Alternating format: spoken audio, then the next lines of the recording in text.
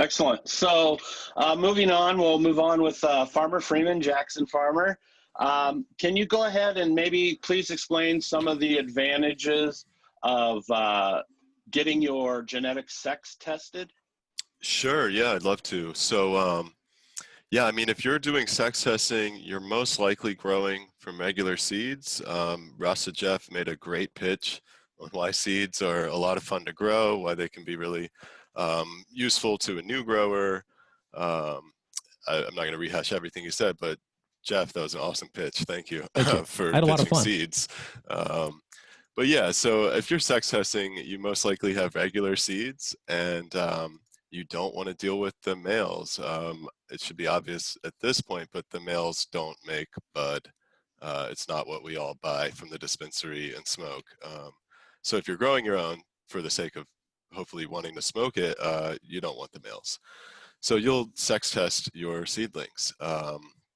You do that by maybe cutting a small, like 1 centimeter tip of one of their fresh leaves. And from there, I can get the DNA and tell if it's male or female. So yeah, obviously you want to know which one's which, presumably to get rid of the males. Some people, the reason I started doing it was because here in DC, we have a legal plant count.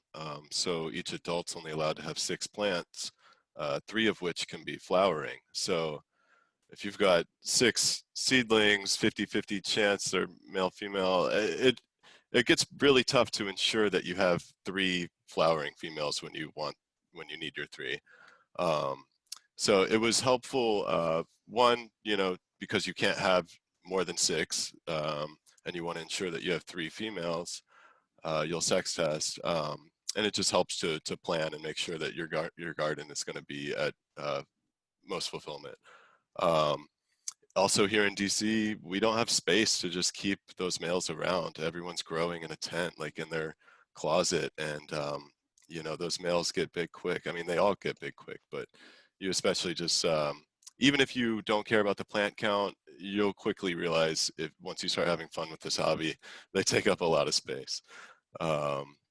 Addition to that, man, I've heard so many horror stories of people, they have these are mostly outdoor growers who will start in the spring, and then come July, they realize, dang, I've been growing a male plant for 4 months. And that is just such a lost opportunity cost. You've wasted so much time there. And if you're outdoor growing, you really only get a couple times, maybe 1 time a year that you can do that. So you don't want to be wasting your time. And then another thing, a lot of new growers will sex test because they're just not confident in looking at the morphological detail with their own eyes. Like all this, if you Google pre-flower, there's, it's always people with like a microscope or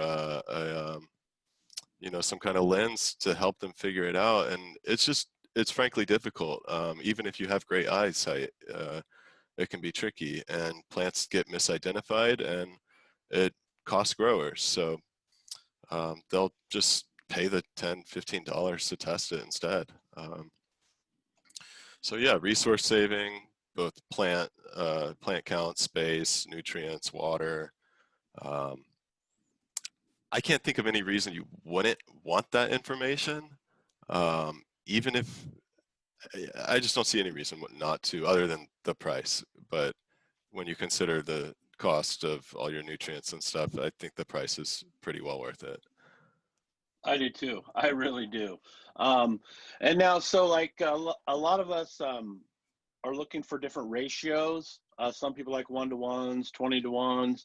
Can you speak about ratios testing, and also maybe speak about what kind of ratios will come out of maybe a breeding project? Yeah, so the genetic testing, really useful for determining sex, and then we've also realized you can tell CBD plants apart from THC plants using the genetic test. So like you said, ratio testing is one use of that technology. So yeah, I don't know, I'm not a breeder, I don't know. I'm assuming when you cross a Bubba Kush with a hemp plant, it's about 50% 1-to-1-ish. And then some of those plants won't have that CBD, some of them won't have the THC at all. And in a typical breeding project before genetic testing, you would have to grow all those plants out, send it to a chemical analysis lab, or get a bunch of volunteers to smoke it. But you otherwise have to grow all those plants, cure all that bud, dry it, process it, and then pay for, I don't know if you guys do chemical testing, but that stuff is way more expensive than the genetic test. So if you were to do genetic testing of that breeding project, you could quickly identify, okay, this group of seedlings has both the CBD and THC gene. Let me scrap everything else because I'm only interested in the 1-to-1s. Then you're only growing half the size, half the plants that you otherwise would have. Well, that makes sense, especially like you said, because when the breeding comes together, not all ratios are going to be the same.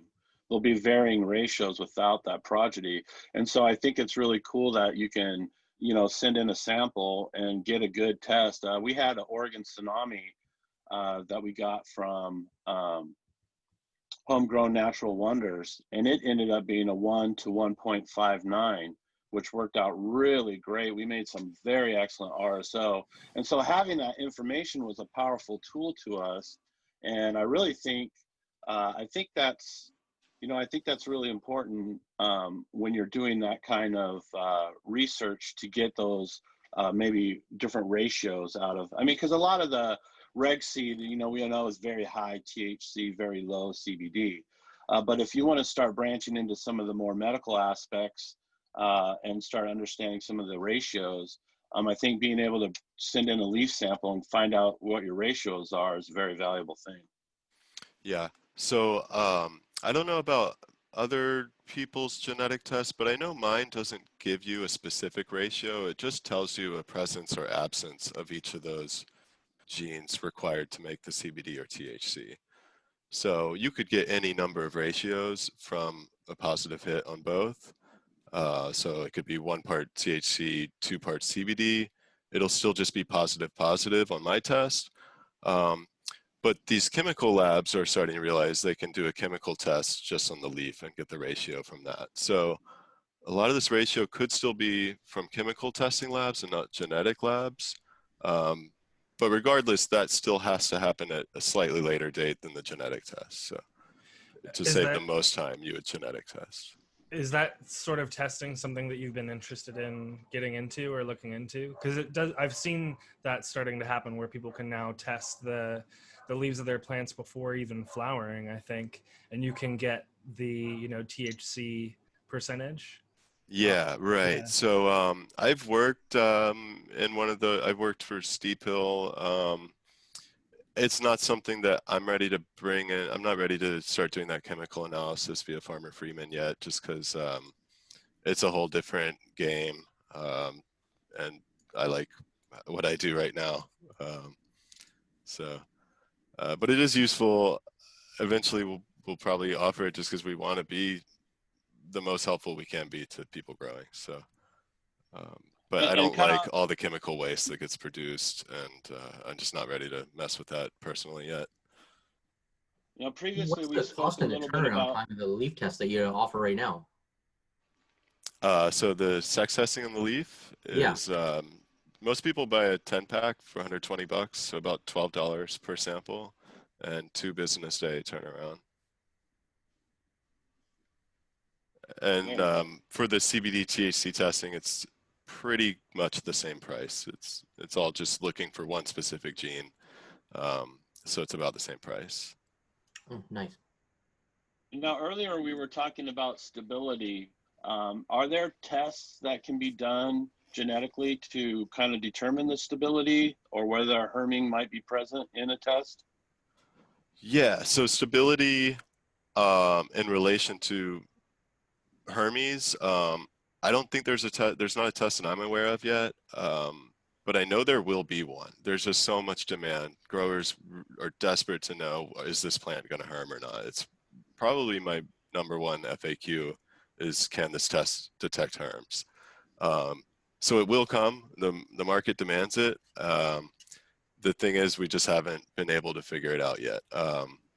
But really, it's as simple as once we discover a gene or a group of genes that are responsible for causing that switch, we just start detecting for that. So then we would be able to tell, okay, this plant has the tendency to herm. We still not maybe be able to tell you it will herm, but it has the genes that give it that kind of arsenal to make the pollen sac or whatever. But then as far as testing, is this plant actively herming right now? I think that could also be a product in the future just by screening for activated genes and activated proteins that, like, before you can see the seeds start to develop, you can screen your plant and be like, okay, the gene that encodes seed development proteins is being expressed right now, whereas it's typically not supposed to be expressed. So eventually we could maybe start screening plants every day during flowering.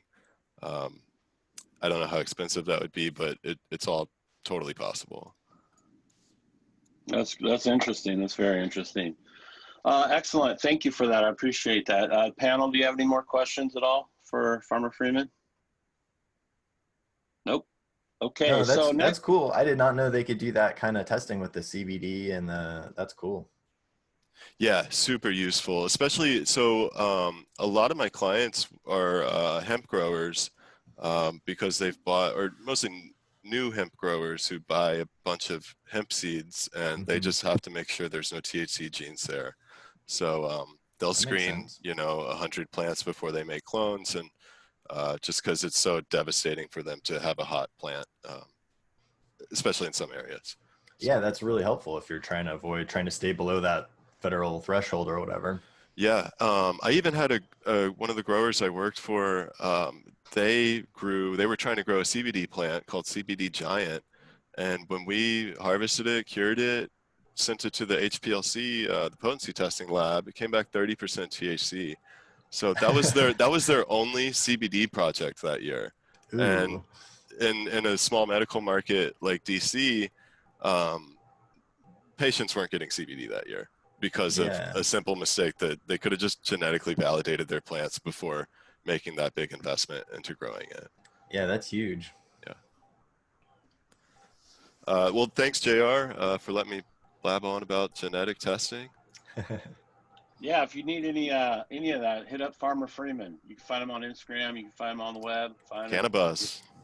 CannaBuzz. Excellent.